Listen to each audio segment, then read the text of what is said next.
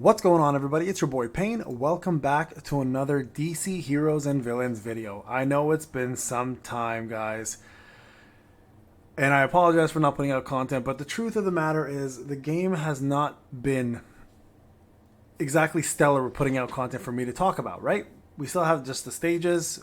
Events are pretty much being recycled, and we've got no guild yet. So, with the bugs included and just the fact that it's just been so many other things going on, I have not been able to put out as much content for this game as I'd officially like. So I know that's disappointed a few folks, so I apologize, but I do have something to talk about today at least, and that is the actual release of two new characters that has happened, I believe, in the last week or so.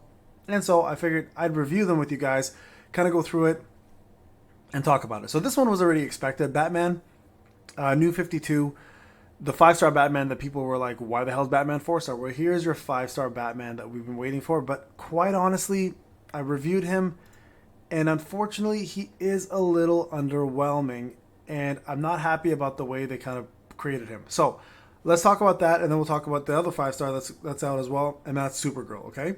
And she is on her own with the Superman family, unfortunately. Hopefully they add Superman to this, which would have made sense, but they won't, obviously, because it'll be a different Superman altogether. But I do want to talk about both of them and kind of go over what their kits are and if they're worth summoning for, and if I'm going to bother summoning for them. So first off, let's start off with the more popular of the two, and that is going to be Batman. Obviously, they added him into the Justice League team, which is great because the original Batman were like, why the hell is he not there? Well, that explains why now you guys see he is now being put in there as the 5-star version. He has a purple, decent stats, right? Pretty high crit damage is at 200%. Average speed, dodge is good at 40%, so that's good. Block amount is 30, so that's decent as well. So overall, not bad in terms of stats. You guys can see here 9999 and 72 when you get him up to this stage. Here is where my issue stands with him, okay? He is a sentinel, so he's there to protect others. But he really doesn't come off that way. So he is, one big huge bonus for him is he's immune to enemy color advantage, which is obviously huge, right? So light won't hurt him as much. Obviously it's going to be the same, but every other color will do the same damage essentially. He has no weaknesses in that regard. He still can be crit though. Not immune to crits, which I think personally is a little better. But anyways, this is a unique thing for a character. Now when he's buffed with stealth, Batman's crit rate is increased by 40%. Now we saw his crit rate was already base 20%. Put it the 40 plus Amanda Waller on there, he's at 85% crit rate. That's crazy. That's a lot of damage. The caveat is, though, he needs to have stealth. So you have to have somebody on him or somebody that will give him the stealth ability because he himself, unfortunately, does not do it. And here's the problem, right? Removes taunt buffs on all enemies before attacking, which is great. So you can, amazing for PvP, by the way, and also for PvE, realistically. Attack random enemies 5 times. Okay, fair enough. Multipliers of 58%, that's really good. And the beauty here is against bosses, that's going to do a lot of damage because that's 5 hits at 58% multiplier at the max level to do that amount of damage. Now here's the problem though. Grant stealth buff on the 2 lowest HP allies for 5 turns. Turn base, amazing. The stealth, amazing. The problem is, it's not him. It's not him. Unless he's the lowest HP character. So it makes it really difficult for us to control that, right? They should have put stealth on himself and then 2 of the lowest allies for 5 turns. The problem with that, though, then again, becomes the fact that he's a sentinel. Sentinels are tanks. They're meant to take hits. So if he's stealthed, or if he's stealth, he's not tanking.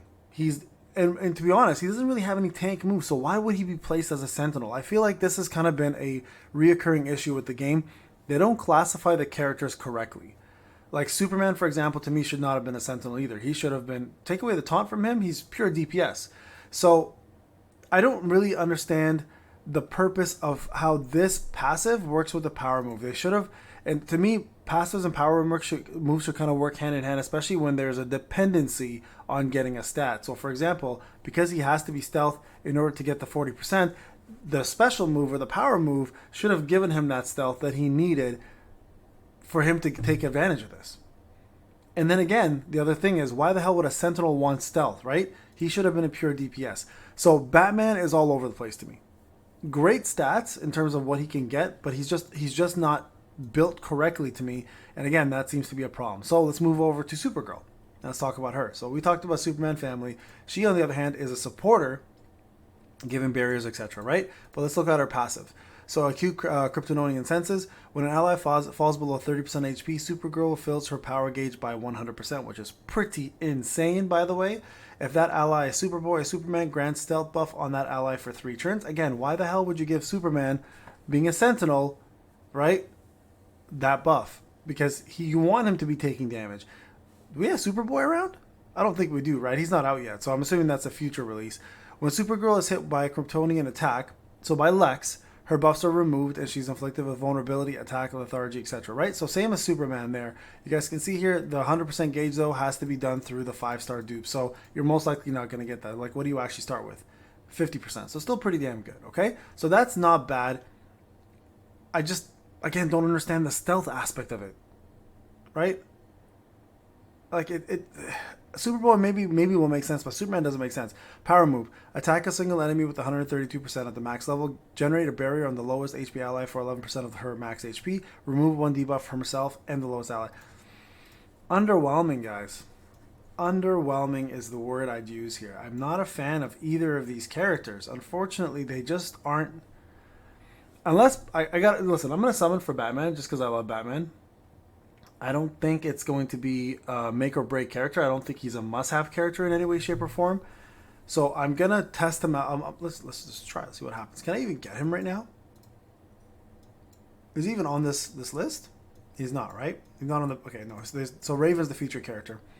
Let's see here. Can I get him here? No, these are Halo only. Where's the premium capsule? There we go. Can I get you here? No, can't even get him here.